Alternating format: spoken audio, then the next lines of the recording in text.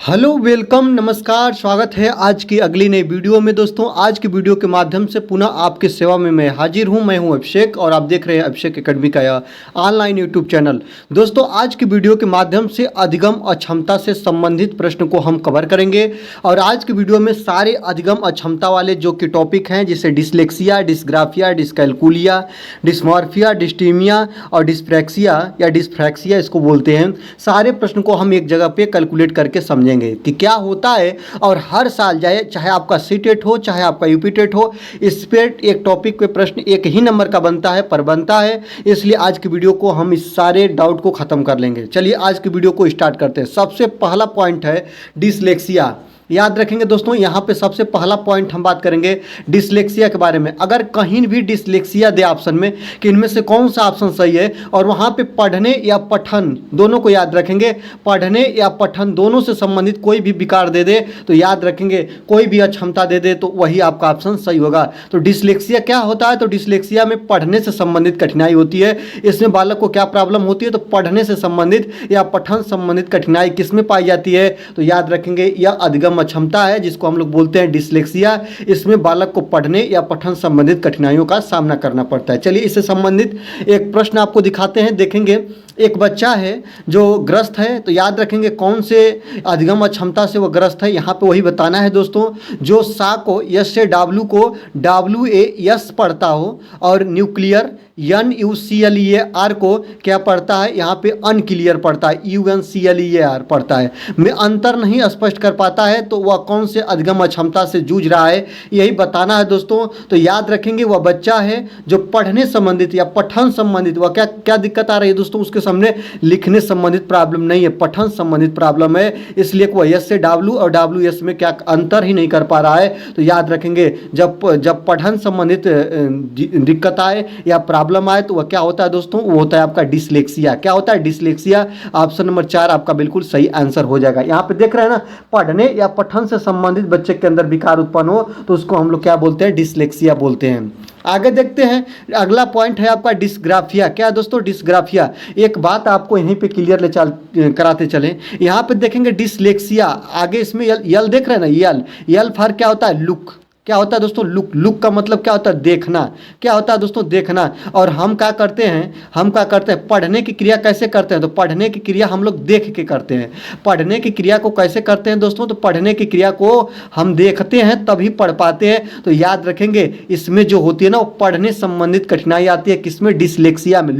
Look for पढ़ने से है दोस्तों, याद रखेंगे, ऐसे याद रखेंगे। डिसलेक्सिया में क्या होता है? डिसलेक्सिया में लुक से याद रखेंगे। इसमें हम चीज़ों को पढ़ नहीं पाते हैं, इस तरीकों को ध्यान रखेंगे। पढ़ने या पठन संबंधित विकार का सामना करना पड़ता है। आगे देखते हैं डिसग्राफिया। आपको पता है ना ग्राफ किसे कहते हैं? तो 1 by 1 ऐसे ऐसे करके ग्राफ लिखा होता है, ठीक ना। तो याद रखेंगे ग्राफ जो होता है वो लिखने संबंधित कठिनाई होती है। डिसग्राफिया, जो ग्राफ आप लोग लिखते हो ना दोस्तों, याद रखेंगे यही होता है ग्राफ। याद रखेंगे जो डिसग्राफिया में दिया है दोस्तों, तो ग्राफ का मतलब होता है लिखने से कठिनाई और डिसलेक्सिया का मतलब होता है पढ़ने में कठिनाई। तो डिसलेक्सिया मतलब देखकर पढ़ा जाता है, तो इसे आप याद रखेंगे। डिसलेक्सिया पढ़ने में अक्षमता है और डिसग्राफिया क्या है दोस्तों? तो लिखने में। डिसग्राफिया आप लोगों को पता है ना, पैराग्राफ क्या होता है? लिखा जाता है, 1 by 1 करके ग्राफ को हम लोग लिखते हैं। तो डिसग्राफिया क्या होगा? तो लिखने संबंधित विकार इसमें उत्पन्न होते हैं और लिखने से संबंधित जब कठिनाई आ जाए बच्चे में तो इसको क्या बोलते हैं? इसको बोलते हैं डिसग्राफिया। याद रखेंगे यह एक अधिगम अक्षमता है, लर्निंग डिसेबिलिटी इसको बोलते हैं। चलिए इसके संबंधित एक क्वेश्चन को आपको दिखाते हैं। विकृत लिखावट से संबंधित लिखने की योग्यता में कमी किसका एक लक्षण है? आपको पता है लिखने संबंधित अक्षमता अगर बालक के अंदर आ जाए तो उसको क्या बोलेंगे? डिसग्राफिया बोलेंगे। क्या बोलेंगे दोस्तों? इसको हम लोग बोलेंगे डिसग्राफिया। ऑप्शन नंबर 1 आपका बिल्कुल सही हो जाएगा, ठीक ना। आपको यहाँ पे दिया ना लिखावट या लिखने संबंधित जब बच्चे के अंदर कमी आ जाए, योग्यता में उसके कमी आ जाए तो उसको हम लोग क्या बोलेंगे? इसको हम बोलेंगे डिसग्राफिया। ग्राफ से संबंधित है और ग्राफ जो होता है वो लिखा हुआ पॉइंट को ग्राफ बोला जाता है। आगे देखते हैं, अगला पॉइंट है आपका दोस्तों डिसकैलकुलिया। याद रखेंगे कैलकुलिया, जो आप लोग कैलकुलेटर देखते हैं ना, कैलकुलेटर याद रखेंगे। यहाँ पे हम बताता हूँ कैलकुलेटर, ऐसे याद रखेंगे दोस्तों। और कैलकुलेटर का आप चित्र देख लीजिए, यही दोस्तों है क्या? कैलकुलेटर। याद रखेंगे। तो आपको बता दें डिसकैलकुलिया में क्या होता है? कैलकुलेटर किसके काम आता है? तो कैलकुलेटर गणना करने के काम आता है। याद रखेंगे संख्याओं का क्या किया जाता है दोस्तों? गणना किया जाता है। क्या किया जाता है इसमें? तो संख्याओं का गणना किया जाता है। तो याद रखेंगे अगर आपसे कहे कि डिस्कुलिया क्या है या किस किससे संबंधित है, या गणितीय अक्षमता किसके अंदर आती है। तो जो बच्चा डिस्कूलिया से जूझ रहा हो तो गणितीय अक्षमता का किससे संबंध है दोस्तों, तो डिसकैलकुलिया से है। याद रखेंगे, इसमें जो होता है ना गणितीय गणना से संबंधित समस्या बच्चे के अंदर आती है, ये बात को आप याद रखेंगे। ठीक है, चलिए यहाँ पे प्रश्न आपको दिखाते हैं कि यदि एक शिक्षार्थी को संख्याओं, यहाँ पे देखेंगे दोस्तों संख्या नंबर जो किस में आता है दोस्तों, गणित में आता है। किस में आता है, गणित में आता है। तो एक शिक्षार्थी को संख्याओं और उसके परिकलन में क्या हो रही है दोस्तों, समस्या हो रही है, तो उसमें असमर्थता हो सकती है, जिसका नाम है, किस चीज़ की असमर्थता हो सकती है आपको पता है दोस्तों, मैं आपको अभी बताया हूँ। डिस्ग्राफिया जो होती है वह क्या होती है दोस्तों, लिखने से संबंधित अक्षमता होती है, ग्राफ में 1 बाय 1 करके अभी बताए हैं। डिसकैलकुलिया क्या होता है दोस्तों, तो डिसकैलकुलिया में गणना संबंधित अक्षमता होती है, संख्याओं में गणना संबंधित इसमें विकार पाए जाते हैं। तो संख्याओं में परिकलन संबंधित समस्या है, मतलब गणना संबंधित परिकल्पना है, तो इसको बोलते हैं गणितीय अक्षमता और इसको बोलते हैं डिसकैलकुलिया। ऑप्शन नंबर 2 आपका बिल्कुल सही आंसर हो जाएगा। डिसलेक्सिया क्या है दोस्तों, तो डिसलेक्सिया आपका पढ़ने संबंधित अक्षमता है, ये बात को याद रखेंगे। यह क्या किससे संबंध रखता है दोस्तों, तो पढ़ने से संबंध रखता है। और जो आपका डिस्ग्राफिया है वह लिखने से संबंध रखता है, और इसके बाद जो ये आपका क्षमता है वह गणना करने से, कैलकुलेशन करने से संबंध रखता है, ये बात को याद रखेंगे। आगे देखते हैं कि डिस्मॉर्फिया क्या होती है दोस्तों, आपको यही बताना है कि डिस्मॉर्फिया के बारे में पूछे कौन सी ये अधिगम अक्षमता है, लर्निंग डिसेबिलिटी है डिस्मॉर्फिया। तो डिस्मॉर्फिया का मतलब होता है दोस्तों, याद रखेंगे, इसमें भ्रम की स्थिति आ जाती है। क्या आती है दोस्तों, तो इसमें जब बच्चा के अंदर भ्रम आ जाए, अर्थात वह एक वस्तु से दूसरे वस्तु में भ्रम कर दे और उसमें क्लियर ना हो पाए, उसके अंदर कन्फ्यूजन हो जाए। जैसे देखेंगे ये क्या है दोस्तों, तो आपको पता है ये मुर्गा है, क्या है दोस्तों, ये मुर्गा है, और ये क्या है दोस्तों, ये मोर है। और बच्चा जो है ना, जब उसके अंदर डिस्मॉर्फिया की स्थिति आ जाएगी, ये अधिगम अक्षमता है, लर्निंग डिसेबिलिटी है, और जब बच्चे के अंदर ये डिसेबिलिटी आ जाएगी तो वह मुर्गा और मोर में क्या दोस्तों, तो मुर्गा और मोर में अंतर नहीं, डिफरेंस नहीं कर पाएगा कि कौन मुर्गा है और कौन मोर है। तो जब बच्चा समान दिखने वाली वस्तुओं में जब वह क्या कर ना पाए, आपको पता होना चाहिए, जो जब समान दिखने वाली वस्तुओं में वह अंतर ना, डिफरेंस ना स्पष्ट कर पाए, तो इसको क्या बोलते हैं, डिस्मॉर्फिया बोलते हैं। इसमें भ्रम वाली स्थिति आ जाती है, इस बात को आप याद रखेंगे, उसको कंफर्म नहीं हो पाता है चीज़ें।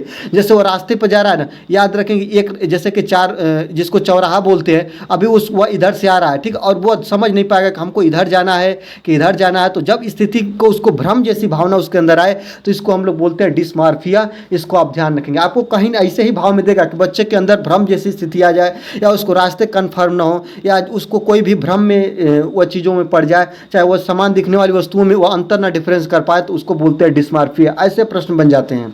आगे देखते हैं, जब एक बच्चा एक समान दिखने वाली वस्तुओं में अंतर नहीं पता कर पाता है तो उसमें कौन सा दोष होता है, समान दिखने वाली, जैसे कि आप लोगों को दिखाया ना कि मोर और मुर्गा में अंतर नहीं कर पा रहा है दोस्तों, याद रखेंगे, मोर और मुर्गा में अंतर नहीं कर पा रहा है, तो उसके अंदर क्या दोस्तों, भ्रम की स्थिति है, और भ्रम की स्थिति होती है तो इसको क्या बोलते हैं, डिस्मॉर्फिया बोलते हैं। क्या बोलते हैं, डिस्मॉर्फिया। ऑप्शन नंबर 1 आपका बिल्कुल सही आंसर हो जाएगा। डिस्कूलिया क्या होता है, अभी आपको बताएं, डिस्कूलिया में गणना संबंधित अक्षमता आती है, और डिसलेक्सिया में क्या होता है दोस्तों, इसमें पढ़ने या पठन संबंधित विकार इसमें उत्पन्न होते हैं। चलिए आगे देखते हैं, आपका एक बहुत इंपॉर्टेंट है जिसको बोलते हैं डिस्टीमिया, या इसको डिस्टेनिया भी बहुत जगह पे लिखा हुआ मिल जाएगा दोस्तों। तो डिस्टीमिया या टीनिया से आप याद रखेंगे, टीनिया फार क्या होगा, तनाव होगा। क्या होगा दोस्तों, टेंशन होगा।